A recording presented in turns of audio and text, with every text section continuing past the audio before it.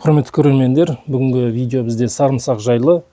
Мына жерде бізде сарымсақ күзде отырғызған видеоны салғанмын мен.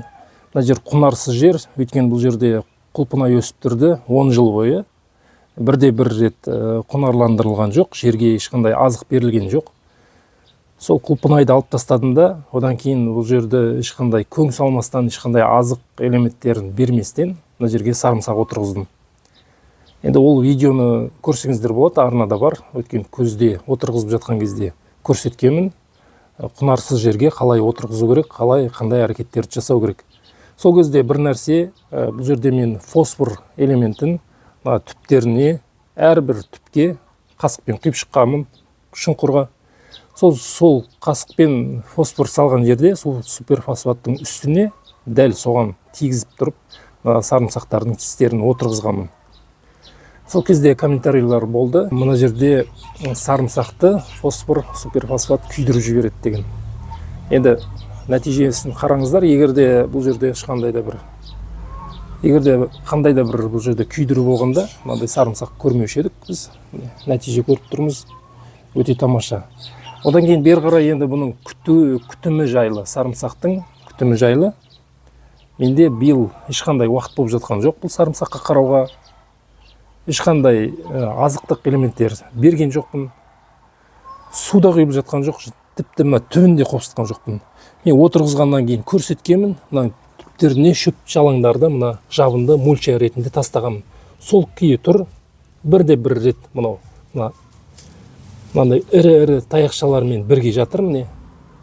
Бірде-бір рет топырағын қопсытуға қолым тиген жоқ. Биыл менде басқа да шаруалармен уақытым болмай жатыр.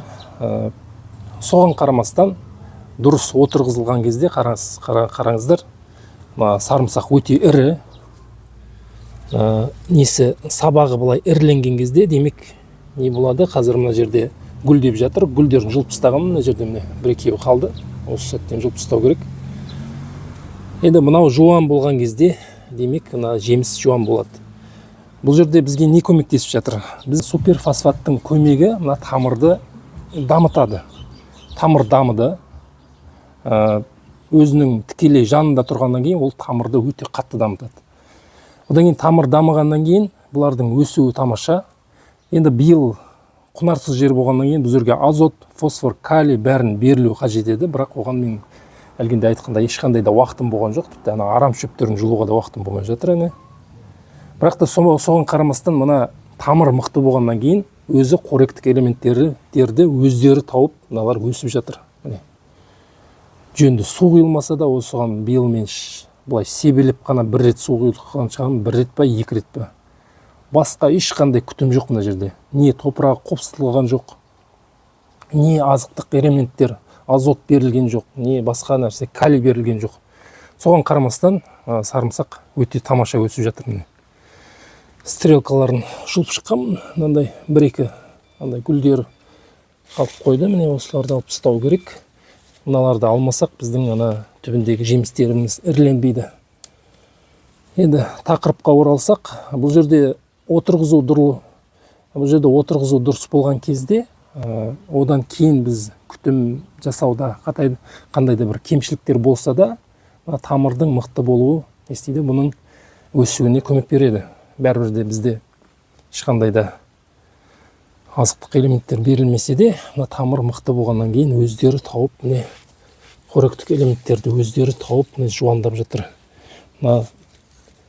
Мынаның жуандығы қарасаңыздар болады, өте тамаша жуан. Мынау жуан болған сайын астындағы жемісіміз ірі болады деген белгі. Сондықтан да бұл жерде отырғызу да өте маңызды. Егерде жеріңіз құнарсыз болса, бұл жерге міндетті түрде фосфор элементін қолдану қажет. Сол видеоны қарасаңыздар болады. Күзде отырғызған сәтте түсіргенмін. Одан кейін міне қандай шөптер қаптап жатыр. Бұларды жұлу керек. Әрине бұлармен соған қарамастан күтімсіз болса да, қандай нәтижемен қалай өсіп тұрғанын көруімізге болады. Одан енді әрі қарай қандай күтім жасаймыз? Бұл мына гүл шығарды деген сөз. Бұл төмен жағынан жемісі іріленіп жатыр деген сөз. Бұл тістері жуандап жатыр, ірілеп жатыр, және де тіске бөлінеді олар. Сондықтан енді көктемде берілмеген азықтық элементтерді енді қазір біз бере алмаймыз бұларға. Өйткені сол жеміс салып жатқан кезде тікелей біз минералдық элементтерді беретін болсақ, ол минералдық элементтеріміз ол нитрат, оның құрамы нитрат түрінде жүреді. Өйткені олар жеңіл қорытылуы үшін арналған элементтер. Оларды енді дәл қазір беретін болсақ, біздің ана жемісімізге жинақталады ол элементтер. Сондықтан да оны біз ертемен қолдануымыз қажет еді. Ал енді ерте қолданылмағандықтан қазір оларды қолдана алмаймыз. Сондықтан да мен қазір оларға ешқандай қоректік элементтер бермеймін. Қазір біз күтіміміз гүлдерін жұлып шығамыз толық. Бізде қалғандар бар, барлығын жұлып шығамыз осылай. Қалай осы гүлдер осылай пайда болып бастады, сол кезде дереу жұлу қажет. Өйткені мынау іріленген сайын, бұның да бұның іштерінде дән болады. Кез келген дән жемістің, өсімдіктің күшін өзіне тартады. Сондықтан да мына артық күш жұмсамау үшін қалай мына гүлдері пайда болып бастайды, дереу жұлып тастаймыз. Оны ертерек жасаған дұрыс болады. Мынау енді пайда болғаны, мынау өсіп шықты, міне қатты өсіп кеткен жоқ, және де мыналары іріленіп кеткен жоқ. Дәл осы сәт жұлуға ыңғайлы кез. Ыңғайлы және де дұрыс кезі. Осыларын жұламыз, әрі қарай ешқандай да бұл жерге қоректік элементтерді бермейміз. Негізі мен ойым бойынша қоректік элементтерді беремін деп ойлағам, бірақ та ешқандай уақытым болған жоқ. Егерде мен бергенімді сіздерге түсіріп көрсетуші едім. Онда ешқандай нәрсе болған жоқ. Соған қарамастан міне өсуі қалай болған көріп отырсыздар. Сондықтан бұл жерде ең бірінші отырғызудың маңыздылығы өте үлкен рөл ойнайды. Отырғызу дұрыс болу керек.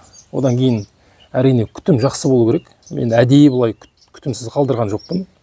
Мен уақытым болмағаннан кейін күтімсіз қалды, міне. Шөбіде жұлынған жоқ, түбіде қопсытылған жоқ. Әдетте мен жыл сайын ерте көктем келе сала мына түптерін қопсытатын. Өйткені түбін қопсытуда мына тамырға оттегін жеткізіп береді, тамыр жақсырек дамиды. Екіншіден азот элементтерін суға ертіп көктемде құятынмын. Егерде құнарсыз жер болса, егерде көң салынған жер болса, ол әрекеттерді жасамаймыз. Егерде құнарсыз жер болса, көктемде азот элементтерін беру қажет, егерде күзде фосфор салған болсақ, және де калий элементтерінде оған пайдаланған дұрыс болады.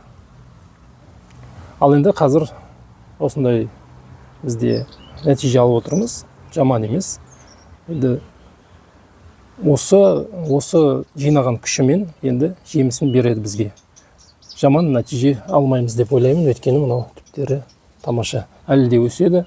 Мынау енді сарғайған нелер бар. Бұл енді күтімнің жоқтығынан осындай сарғайған жағдайлар болды. Егерде әдетте күтім жақсы болған кезде аса бір ондай сарғаюға жол бермейміз. Және де өсуін бұдан да жақсырек болушы еді. Бірақ та нәтиже жаман емес. Жалпы осындай бүгін мәлімет сарымсақ туралы, сарымсақты қалай отырғызып, қалай күтім жасап, үй жағдайында өсіру туралы. Үй жағдайы емес, жалпы қандай көлемде болса да, осындай әдіспен технологиямен өсіре берсек болады. Осындай мәлімет келесі эфирде кездескенше арнаға жазылып, лайк батырмасын басып қойыңыздар.